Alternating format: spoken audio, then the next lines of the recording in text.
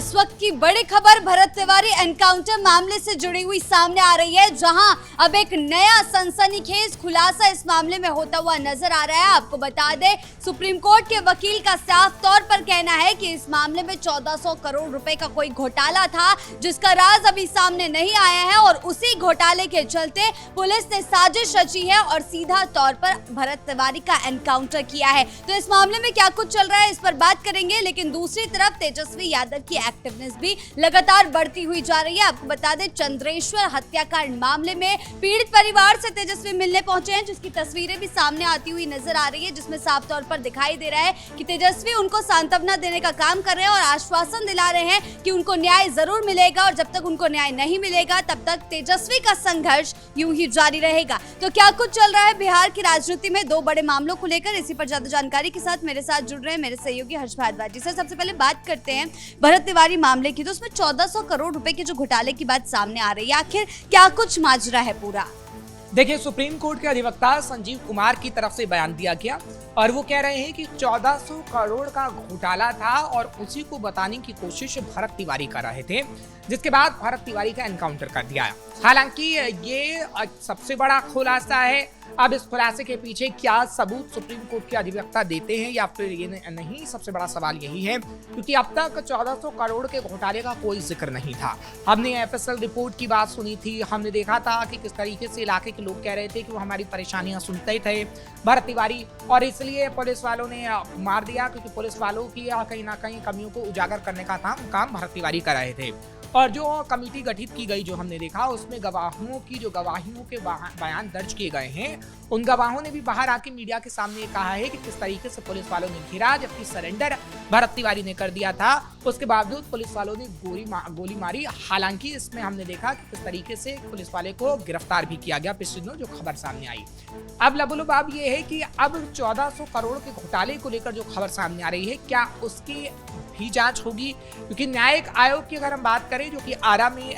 जांच कर रही है और गवाहों के बयानों को दर्ज किया जा रहा है, तो क्या अब सुप्रीम कोर्ट के अधिवक्ता भी इस मामले को लेकर न्यायिक जांच आयोग के पास जाएंगे कि देखिए 1400 करोड़ का घोटाला था और ये बात सच्ची है और इसलिए कुछ अहम लोगों की गिरफ्तारी होनी चाहिए। देखिए, संजीव कुमार यही नहीं रुके हैं, उनकी तरफ से ये भी कहा गया है कि 1400 करोड़ के घोटाले को कई रसूखदार छिपाने की कोशिश कर रहे थे और सारा ब्यौरा भरत तिवारी अपने फेसबुक के माध्यम से, अपनी जो सोशल मीडिया अकाउंट है उसके माध्यम से जनता तक पहुंचा रहे थे और ये बता रहे थे कि देखिए कितने रसूखदार, कितना घपला करने का काम कर रहे हैं, चाहे फिर वो लोगों के अन्न देने का काम हो, क्योंकि आपने देखा है कि किस तरीके से राशन लोगों को उपलब्ध कराया जाता है, उसमें कई बड़े घोटाले, या फिर सड़क बनाने में घोटाले, कई ऐसे घोटाले थे जिसका जिक्र इस वक्त सामने आ रहा है। सर, पुलिस वालों के खिलाफ गैर जमानती वारंट की अर्जी भी दाखिल की गई है। क्या कुछ चल रहा है इस मामले में, क्योंकि 2 महीने लगभग होने वाले हैं पूरे मामले को लेकर, लेकिन अब जिस तरीके की राजनीति गर्मा रही है, जिस तरीके के खुलासे हो रहे हैं, ये मामला किस दिशा में जा रहा है? देखिए, मामला अगर हम बात करें तो अभी थमता हुआ नजर नहीं आएगा,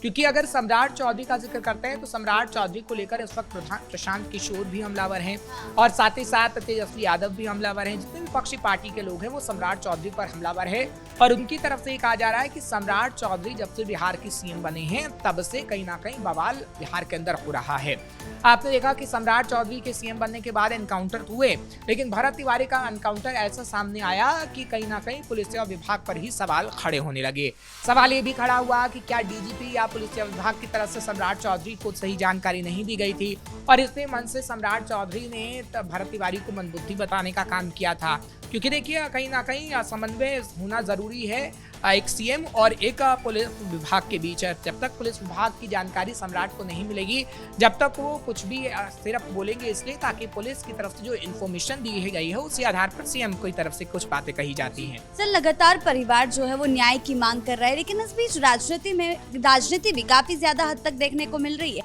क्योंकि बांकीपुर उपचुनाव हुआ, उसमें भी इस मुद्दे को काफी ज्यादा हद तक उठाया गया। लगातार सरकार पर भी आरोप लगाए जा रहे हैं कि इस मुद्दे को भुनाने की कोशिश की गई। पप्पू यादव का बयान सामने आया है कि परिवार को कोई भी वो मुआवजा नहीं दिया गया है सरकार द्वारा, सिर्फ और सिर्फ मुद्दा बनाने के लिए भरत तिवारी का नाम इस्तेमाल किया गया है। बांकीपुर उपचुनाव में प्रशांत किशोर पर बड़ी गाज गिरती हुई इस बीच दिखाई दे रही है। उनका कहना है कि 50 लाख रुपए दिए जा रहे थे भरत तिवारी के परिवार को। ऐसे में भरत तिवारी के परिवार ने भी साफ तौर पर कहा है कि अगर आपके पास सबूत नहीं है तो हम आपके पास जेल में जाएंगे, थाने में जाएंगे, रिपोर्ट दर्ज करवाएंगे। तो ये क्या चल रहा है? इस मामले में इतनी ज्यादा राजनीति क्यों गरमा रही है? हर कोई भरत तिवारी एनकाउंटर मामले को लेकर अपना फायदा चाहता है, चाहे फिर प्रशांत किशोर, क्योंकि देखिए प्रशांत किशोर ने तो फायदा उठाया बखूबी, और भरत तिवारी एनकाउंटर के मामले को बांकीपुर उपचुनाव में बखूबी उठाया भी गया है। और ये भी कहा जा सकता है कि भरत तिवारी एनकाउंटर का फायदा कहीं ना कहीं मिला है, क्योंकि पूरा मामला चल रहा था तो उठाया गया कि किस तरीके से युवाओं को मारने की कोशिश सम्राट चौधरी की सरकार कर रही है, और फायदा उठाया तो बांकीपुर उपचुनाव जीत गए प्रशांत किशोर। अब क्या हो रहा है कि अब कहीं ना कहीं तेजस्वी यादव और कांग्रेस पार्टी भी भरत तिवारी एनकाउंटर मामले को लेकर अपना फायदा चाहती है। अब तेजस्वी की अगर हम बात करते हैं तो तेजस्वी ना तो भरत तिवारी को लेकर ये मुद्दा उठा पाए, ना बंटी यादव की हत्या को लेकर ये मुद्दा उठा पाए। तो तेजस्वी यादव आज पहुंचे रोहतास, हालांकि कल की तस्वीर उनकी सामने आई थी और आज उनके समर्थक पहुंचे, इसमें हम तेजस्वी का नाम ले रहे हैं। और रोहतास की जो आप तस्वीर दिखा रही हैं, वहां पर तेजस्वी के जाने का मकसद ही यही था कि जो भरत तिवारी एनकाउंटर और बंटी यादव के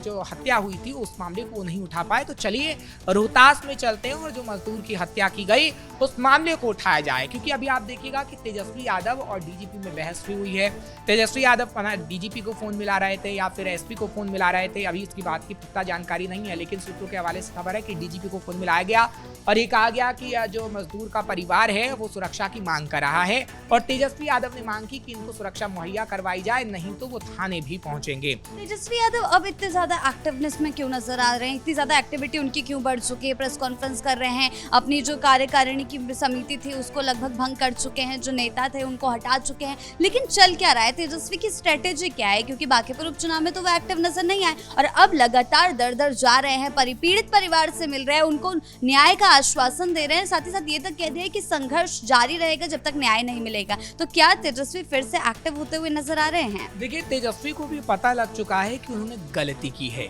लेकिन जब तक उनको पता लगा जब तक काफी देर हो गई, और बिहार विधानसभा चुनाव हारने के बाद वो बांकीपुर उपचुनाव भी हार गए। लेकिन अगर तेजस्वी संघर्ष कर रहे हैं तब तो ठीक है, लेकिन तेजस्वी यादव की जो एक्टिवनेस दिख रही है उसमें भी भेदभाव नजर आ रहा है। ये देखिए ठीक बात है, आप रोहतास के अंदर जाते हैं, मामले को उठाते हैं, लेकिन जब झारखंड के छात्र आंदोलन के बारे में आपसे सवाल किया जाता है तो आप एक शब्द नहीं कहते हैं और चुप्पी साध लेते हैं। तो कहीं ना कहीं तेजस्वी की रणनीति पर अभी भी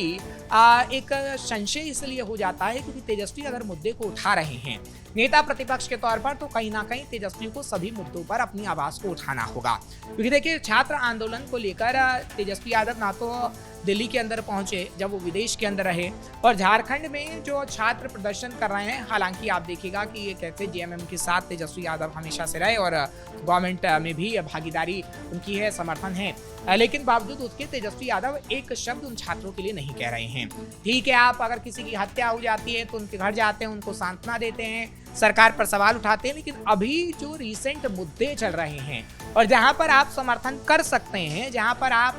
कह सकते हैं झारखंड की सरकार को कि नहीं आप छात्रों के मुद्दे को उठाइए, वहां पर आप कुछ भी नहीं बोलते हैं। आपने बिहार के अंदर देखा कि किस तरीके से कुछ उग्र प्रदर्शन हुए, कुछ लोगों को गिरफ्तार किया गया और उग्रता इतनी थी कि दुकान तक जलाने की नौबत आ गई। पुलिस वालों ने जब उनकी फोटो लगा दी तो पुलिस वालों पर ही तेजस्वी यादव ने आरोप लगाया और तेजस्वी यादव ये कह रहे थे कि नहीं ये तो छात्र हैं। जब आपको छात्रों की बात करनी है, आप ये कह रहे हैं कि नहीं पुलिस जबरन छात्रों को पकड़कर बिहार में डाल रही है, तो आज आप झारखंड के छात्रों की बात क्यों नहीं करते? उनको तो कोई जेल में नहीं डाल रहा, वो छात्र तो अभी भी प्रोटेस्ट कर रहे हैं, वो छात्र ये कह रहे हैं कि हमारी मांगों को पूरा करिए। आप देखिए कि आज ही तीसरे दौर की बातचीत हो रही है, 2 दौर की बातचीत हो चुकी है, तो बातचीत पे बातचीत हो रही है, लेकिन तेजस्वी यादव खामोशी अख्तियार किए हुए हैं। कल भी आपने देखा जब तेजस्वी यादव प्रेस कॉन्फ्रेंस कर रहे थे तो तेजस्वी यादव ने से मीडिया कर्मी ने एक नहीं लगभग 10 बार पूछा होगा कि झारखंड के छात्रों के लिए आप क्या कहना चाहते हैं, लेकिन तेजस्वी यादव ने उस सवाल का जवाब ही नहीं दिया और उस बात को ऐसे इग्नोर कर दिया कि जैसे छात्रों की राजनीति हो या फिर छात्रों का आंदोलन हो उसके बारे में तेजस्वी यादव को कुछ पता ही ना हो। तो ऐसे में ये कहा जा सकता है कि तेजस्वी यादव अभी भी सही रणनीति नहीं अपना रहे हैं, क्योंकि देखिए तेजस्वी यादव को सही रणनीति अपनानी होगी, नहीं तो तेजस्वी यादव खुद के ये राजनीतिक भविष्य का बंटाधार तो करेंगे, लेकिन क्या ये सक्रियता सिर्फ प्रशांत किशोर की बढ़ती एक्टिवनेस को देखकर दिखाई जा रही है? क्योंकि कहीं ना कहीं अब तेजस्वी को भी डर सताने लगा है कि कहीं दूसरे विपक्षी नेता के तौर पर प्रशांत किशोर का चेहरा उनसे ज्यादा ना उभर जाए। बिल्कुल, देखिए ये सवाल का जवाब हाँ में मैं देता हूं, क्योंकि अखिलेश यादव और राहुल गांधी को जो बुलावा तेजस्वी यादव की तरफ से दिया गया है, उसको लेकर यही कहा जा सकता है कि इंडी ब्लॉक को तेजस्वी यादव फिर से मजबूत करने की कोशिश कर रहे हैं, क्योंकि नेता प्रतिपक्ष